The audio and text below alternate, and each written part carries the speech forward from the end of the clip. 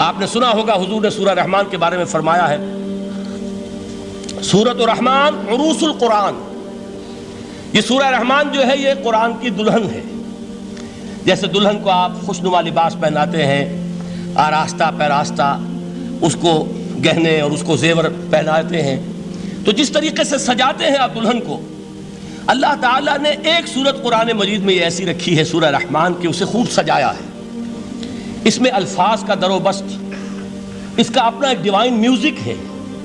وہ تو اللہ تعالیٰ قراء جو ہے، خاص طور پر مصر کے قراء، اللہ تعالیٰ ان پر رحمت نازل فرمائے، ان کی خطاؤں سے درگزر کرے۔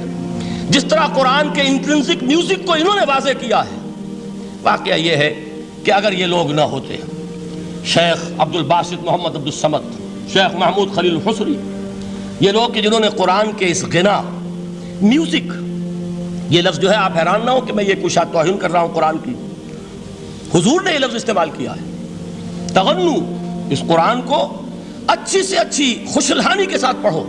من لم یتغن بالقرآن فلیس منا، جو قرآن کو بہتر سے بہتر انداز میں، اچھی سے اچھی آواز میں، خوشلحانی کے ساتھ پڑھنے کی کوشش نہیں کرتا، وہ ہم میں سے نہیں ہے۔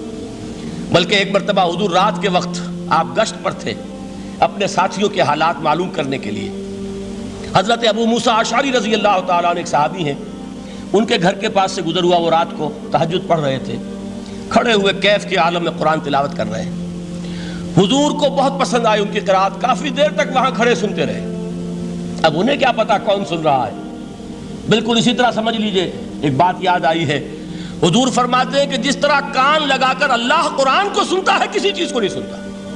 ہمیں نظر نہیں آتا نا، ہمیں معلوم نہیں، ہم قرآن پڑھ رہے ہیں تو سننے والا کون ہے؟ سب سے زیادہ کان لگا کر خود اللہ۔ یہاں اس لیے مجھے یاد آیا کہ ابو موسیٰ اشعری کو کیا پتا تھا کہ کون سن رہا ہے؟ وہ اپنی کیفیت میں نماز میں تہجد میں قرآن کی تلاوت کر رہے تھے، اور ظاہر بات ہے ان کے گھر ایکڑوں میں بنے ہوئے نہیں تھے، ایک ایک کمرہ، ایک ایک کوئی حجرہ، ایسے ہی تو گھر تھے نا صحابہ کے، لہذا حضور پاس سے گزرے، آواز آئی، کافی دیر سنتے رہے۔ اس کے بعد آپ تشریف لے گئے، صبح فجر میں ملاقات ہوئی تو حضور نے تحسین کے انداز میں فرمایا، یا ابا موسیٰ انک قد اوتیت مزمارا من مزامیر آل داؤد، اے ابو موسیٰ تمہیں تو آل داؤد کے سازوں میں سے ایک ساز اللہ نے عطا فرما دیا ہے۔ جس طرح حضرت داؤد، لہن داؤدی مشہور ہے کہ جب وہ پچھلے پہر رات کو حمد کے ترانے الاپتے تھے، قرآن میں ہے کہ پرندے شامل ہو جاتے تھے ساتھ، اور پہاڑ وجد میں آتے تھے، پہاڑ بھی ان کے ساتھ شریک ہوتے تھے۔ تو جس طرح کا اللہ نے ان کو لہن عطا فرمایا تھا، حضور نے تحسین کے انداز میں فرمایا ہے ابو موسیٰ اشعری، اللہ نے تمہیں بھی آل داؤد کے سازوں میں سے ایک ساز عطا فرمایا۔ بہرحال قرآن مجید کا جو یہ میوزک ہے، قرآن کے الفاظ کا جو حسن ہے، جہاں تک حسن معنوی ہے وہ تو ہر لفظ میں ہے، لیکن یہ حسن ظاہری، حسن صوتی، حسن لفظی، یہ اپنے کلائمیکس پر آپ کو نظر آئے گا سورہ رحمان میں۔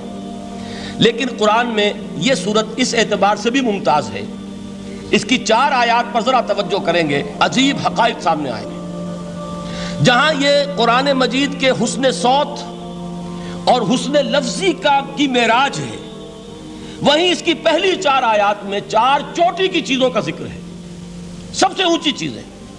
پہلی آیت کیا ہے؟ الرحمن، ایک آیت ہو گئی۔ رحمان کیا ہے؟ اللہ کا نام ہے۔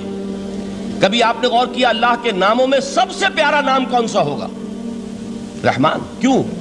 اس کا مادہ کیا ہے؟ رحمت۔ ہمیں سب سے بڑھ کر جس چیز کی ضرورت ہے وہ کیا ہے؟ رحمت خداوندی۔ نام اچھی طرح سن لیجئے اس حضور کے قول کو۔ حضور فرماتے کوئی شخص جنت میں مجرد اپنے عمل کی بنیاد پر داخل نہیں ہو سکے گا جب تک کہ رحمت خداوندی دستگیری نہ کرے۔ کسی صحابی نے بڑی ہمت اور جرأت کا ثبوت دیا کہ پوچھ لیا، کیا حضور آپ بھی؟ جب آپ نے فرمایا کوئی شخص داخل نہیں ہو سکتا جنت میں محض اپنے عمل کی بنیاد پر جب تک کہ رحمت خداوندی جو ہے وہ دستگیری نہ فرمائے۔ پوچھا گیا کیا آپ بھی؟ آپ نے فرمایا ہاں میں بھی۔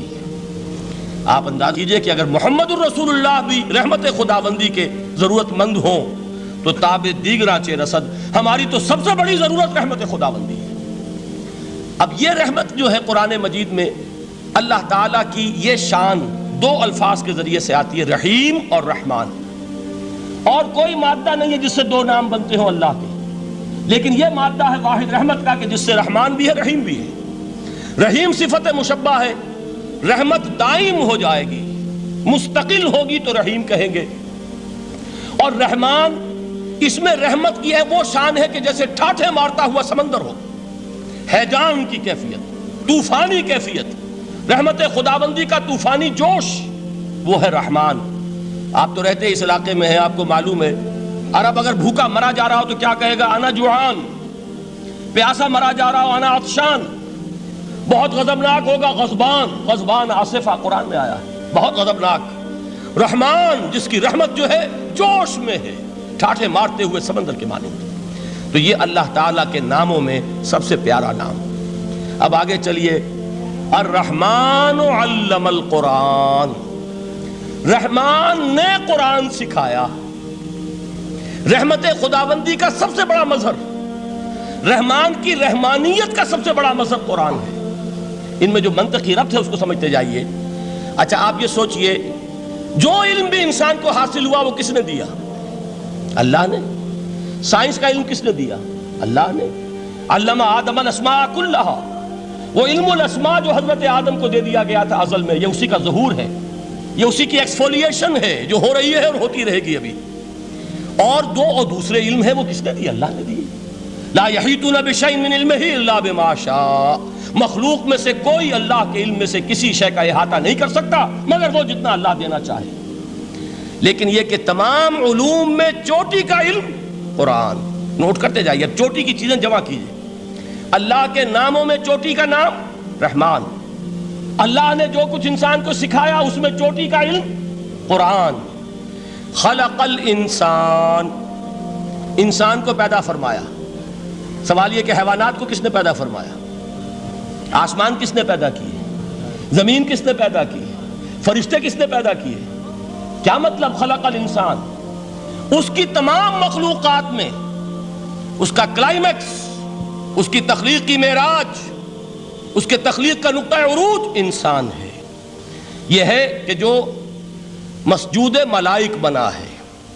وَلَقَدْ كَرَّمْنَا بَنِي آدَمَ وَحَمَلْنَاهُمْ فِي الْبَرِّ وَالْبَحْرِ وَرَزَقْنَاهُمْ مِنَ الطَّيِّبَاتِ وَفَضَّلْنَاهُمْ عَلَى كَثِيرٍ مِّمَّنْ خَلَقْنَا تَفْضِيلًا. تو تخلیق میں سب سے اونچی تخلیق انسان کی، علموں میں سب سے اونچا علم قرآن کا، اللہ کے ناموں میں سب سے اونچا نام رحمان.